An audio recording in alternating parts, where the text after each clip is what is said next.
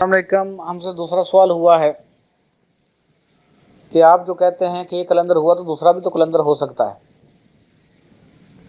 تو میں نے تو اس بات پہ کوئی اعتراض نہیں کیا کہ دوسرا قلندر نہیں ہو سکتا. میں تو مانتا ہوں اس بات کو، اور میں تو کہہ رہا ہوں ہر انسان کے اندر یہ طاقت ہے، اور اس گولڈن ایج میں ہر انسان کی طاقت نے ہی اس پر ڈی کوڈ ہونا ہے. تو میں کب اس بات سے کہہ رہا ہوں کہ دوسرا نہیں ہو سکتا. میں تو یہ کہہ رہا ہوں کہ آپ لوگ جو خود سے ایک پابندی لگا دیتے ہو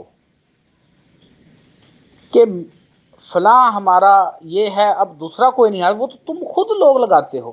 جیسے کہ ایک کمنٹ آیا ہوا ہے کہ فیض تمہیں یہیں سے مل سکتا ہے، کہیں اور سے نہیں فیض مل سکتا. میں تو اس بات پہ کہتا ہوں وہ جو تم نے پابندی لگائی ہے کہ فیض صرف ایک جگہ سے مل سکتا ہے، دوسری جگہ سے فیض نہیں مل سکتا، میں تو اس بات پہ میں نے کوشچن اٹھایا ہے. میں اس بات سے ڈس ایگری ہوں کہ تمہیں صرف ایک جگہ سے فیض مل سکتا ہے، دوسری جگہ سے نہیں مل سکتا.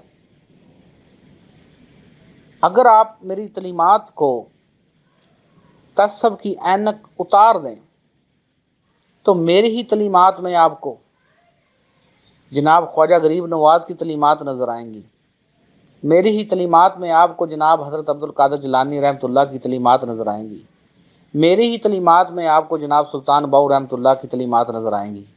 میری ہی تعلیمات میں آپ کو جناب بابا فرید گنج شکر کی تعلیمات نظر آئیں گی. میری ہی تعلیمات میں آپ کو پیا صابر رحمۃ اللہ کی تعلیمات نظر آئیں گی. میری ہی تعلیمات میں آپ کو میرا جی بی کی تعلیمات نظر آئیں گی. میں سلسلہ علی چشتی صابری سے ہوں، اور جو فیض ہے وہ سلسلہ چشتی صابری کا ہے. سلسلہ علی چشتی صابری میں سالک سعودی پرواز میں 2 دفعہ مجلس محمدی صلی اللہ علیہ وسلم میں پہنچتا ہے. تو پہلی دفعہ پہنچتا ہے، وہاں پہ اپنی تعلیمات مکمل کرتا ہے، پھر دوبارہ اس مین سورس کی طرف جاتا ہے. وہاں سے مین سورس کے بعد پھر واپس پرماننٹ اپنی سیٹ رکھتا ہے. میں نے تو یہ نہیں کہا ہے، میں تو یہ کہہ رہا ہوں کہ جب تم کوئی ولی اللہ گزر گیا تو اب تمہیں تعلیم موجودہ زندہ ٹیچر سے ہی سیکھنی ہے. اس عالم نسوت سے جو اٹھائے گا وہ تمہیں جو تو صرف زندہ ٹیچر استاد اٹھائے گا جو یہاں سے تمہاری تربیت کرے گا، تمہاری غلطیوں کو دیکھے گا، تمہارے سبقوں کو دیکھے گا، تمہاری بہتری کی کوشش کرے گا، مشقوں کو کمی پیشی کرے گا، یہاں سے پھر تمہیں اٹھائے گا. کم از کم تم اس شعور سے تو اٹھو. ابھی ماشاءاللہ ہم نے قربانی کی ہے، بہت اچھی بات ہے، لیکن کہ ایسا نہیں ہوا کہ تم نے گوشت رکھا اور تم نے آگے صفائی کا خیال نہیں رکھا. تم نے وہ جو علائشیں تھیں وہ تم نے ایسے پھینکی، کبھی کچھ پھینکا کبھی کچھ پھینکا، پھر تمہاری کوئی ترتیب نہیں ہے. ابھی جتنی لاشیں اٹھائی گئی ہیں، اب ان پر کتنے اخراجات آئے ہوں گے کروڑوں کے حساب سے. وہ پیسہ کہیں اور پازیٹیو کام میں لگ سکتا تھا. اگر تم ایک ایسے طریقے سے ایک پوری ترتیب بناتے، ایسے قربانی کی ہے تم نے، پھر ایسے لاشوں کو اچھے طریقے سے رکھتے، ود ان ٹائم ایک اچھا پروسیجر کے تحت وہ اٹھا لی جاتی اور بھاگنے کی ضرورت نہ پڑتی.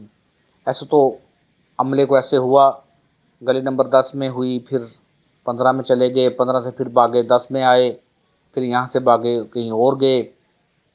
تو آپ کو کتنے اعلانات بھی ہوئے، آپ کو بتایا بھی گیا کہ ایسا نہ کرنا ایسا کرنا، لیکن تم لوگوں نے کوئی باتیں مانی.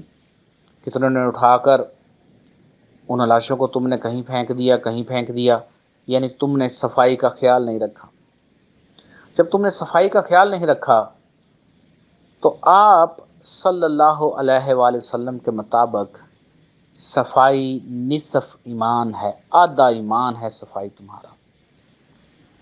جب تم اپنے کردار میں یا اپنے رہن سہن میں یا ظاہری یا باطنی صفائی کا دھیان نہیں رکھتے ہو تو تمہارا آدھا ایمان تو پھر پورا ہی نہیں ہوتا.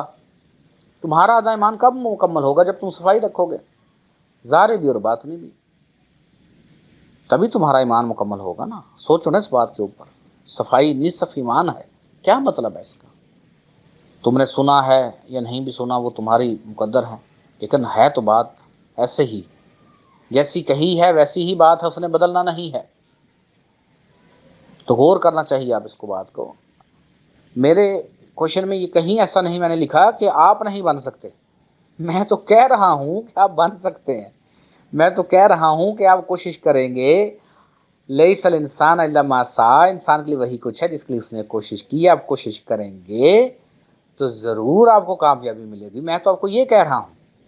لیکن میں یہ کہہ رہا ہوں کہ تم اگر یہ سوچتے ہو کہ بغیر محنت کے تم ایسے بیٹھے ہو، یا کہیں جا کر تم نے اپنے چادر کو رگڑ لیا اپنے ساتھ، یا تم نے کوئی وہاں سے چیز اٹھا کر ایسے لگا لی، اور تم خود سے تم نے جو کہا کہ بس میری نسبت وہاں ہے.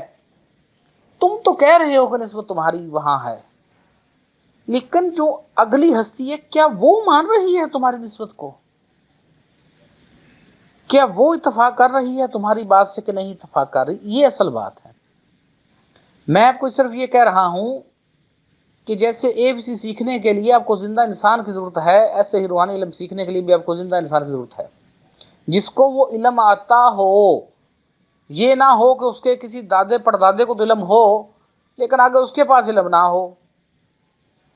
تو یہ بھی تو ممکن ہے. میں یہ کہہ رہا ہوں آپ لوگوں سے، میں یہ کہہ رہا ہوں کہ جس کو علم آتا ہو، جس کا اپنا پریکٹیکل ہو، اس سے سیکھو. یہ میں کہہ رہا ہوں بس آپ سے. اور میں تو بار بار کہہ رہا ہوں کہ آپ کے اندر صلاحیت ہے.